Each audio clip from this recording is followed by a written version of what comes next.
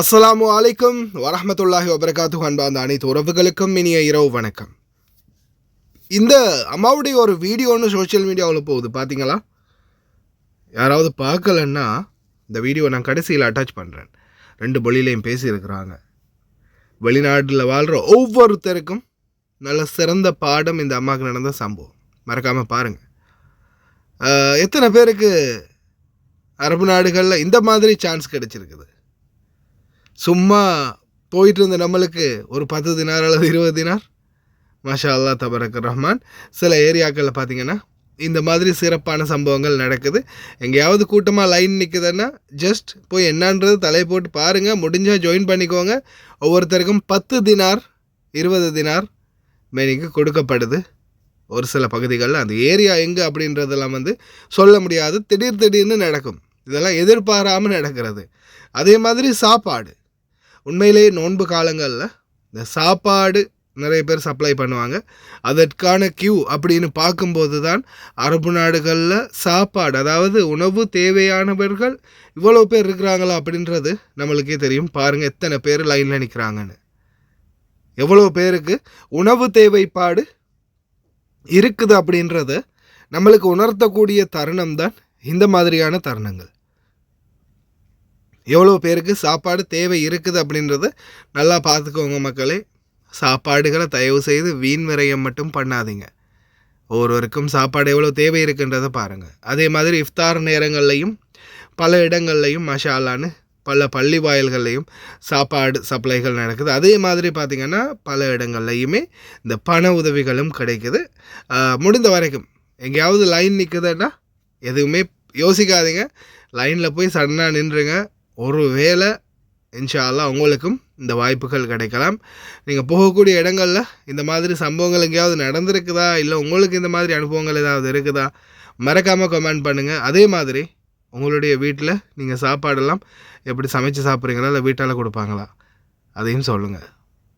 அதே மாதிரி இன்னொரு வீடியோ சுகுல் வாஜித் அப்படின்னு அழுகிற வீடியோ ஒன்று ட்ரெண்ட் ஆகிட்டு இருக்குது பாருங்கள். அதுக்கப்புறமா வரக்கூடிய வீடியோவை பாருங்கள். அந்த அம்மா அவங்களுடைய அந்த வேதனையை சொல்கிறாங்க. உண்மையிலேயே வெளிநாட்டில் வாழ்கிற ஒவ்வொருத்தரும் அந்த தாயினுடைய கதறலை கேட்டிங்கன்னா இதுக்கு பிறகாவது உங்களுக்குன்னு ஏதாவது நீங்கள் சேர்த்துக்கொள்ள முயற்சி பண்ணுவீங்க.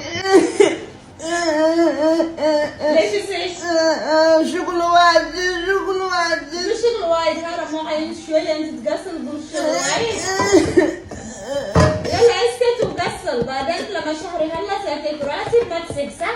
ايوه انزين غسل مو هاي ما تسيب بعد يلا خلاص غسل كامل. நான் வயசு 64 பிறந்திருக்கேன்.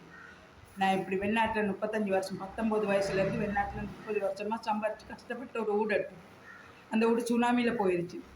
அதோட என் பிள்ளைகள்கிட்ட சுனாமியில் போனோடனே வெளிநாட்டுக்கு போயிட்டு அதுலேருந்து மண்டாடி எல்லாம் செஞ்சு ஒருத்தராக உதவி செஞ்சு என் வீட்டு நகை, என் நகைகள் 10-25 பவுன் நகைகள், என் மருமகள் போட்டு வந்த ஒரு 10 பவுன், ஒரு 7-8 பவுண்டு போல் நகை எல்லாத்தையும் எடுத்து வீடொன்று எடுத்தேன். கொட்டையணையில் வீடு எடுத்து சுனாமி இருக்கக்குள்ள வீடொன்று எடுத்தேன். 2-3 நாள் சேர்ச்சில் வேலை இருந்தோம். நாங்கள் வீடொன்று எடுத்து போட்டு ஒரு 5-6 வருஷத்துக்கு போகிறேன். என் மவள்கிட்ட பேருக்கு நான் எழுதினேன்.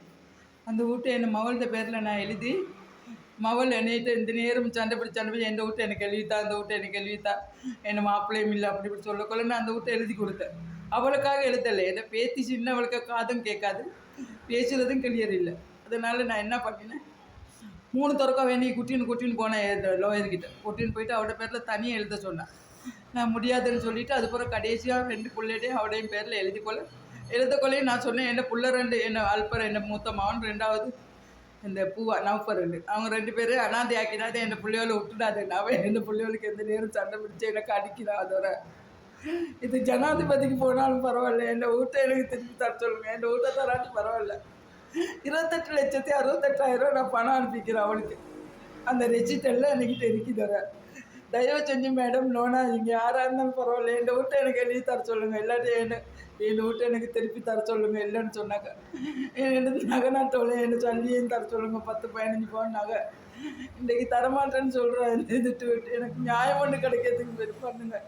இது ஜனாதிபதிக்கு போய் சேர்ந்தாலும் பரவாயில்ல. தயவு செஞ்சு ஜனாதிபதி මාතරනේ මගේ අනුර මාතරනේ මගේ ගේ මට අරන් දෙන්න කියන මට හැමදාම ගානවා බනිනවා මට ඔක්කොම කරනවා මාතයා මගේ කෞතුමේ තොල ඔක්කොම පුපුරන ධර්මත මට ගැව්වා මගේ කන්නාඩියත් කන්න දෙමා මට මේක නවෆර් පෝචි මාතයාගේ පුතා අරන් දුන්නේ මේ කන්නාඩිය මගේ ගේ අරගෙන මගේ ගෙදරින් මටත් ඉන්න දෙන්නේ නැහැ චනචිල්ලෙන් හොර මිනිහත් එක්ක යනවා මචං මට හරියට ගානවා බනිනවා මාතයා මගේ අර දරුවා නිසා තමයි පොඩි දරුවට නිසා තමයි අර ගේ ලිවේ මම දැන් ඒ ළමයාගේ රත්තරන් බඩුත් විකුණලා ඔක්කොම කරගෙන මිනෝර මිනිහර තීකන ඉන්නවා මාව කරුණා කරලා මගේ ගේ දෙන්න කියන මට ගේ දුන්නේ නැති උනාට කමන්නේ මගේ රත්තරන් බඩු ටිකක් දෙන්න කියන මගේ අනිත් ළමයි දෙන්න පව් ඒ රත්තරන් බඩු ටිකක් මගෙන් ගත්ත ජලි ටිකයි දෙන්න කියන මාතේව පිංචිද්ද වෙනවා නෝන මාතරුනේ මගේ උදවට උදව් කරන්න මම ඔලංගි දෙමව්පියෙක් වගේ අම්මා කෙනෙක් වගේ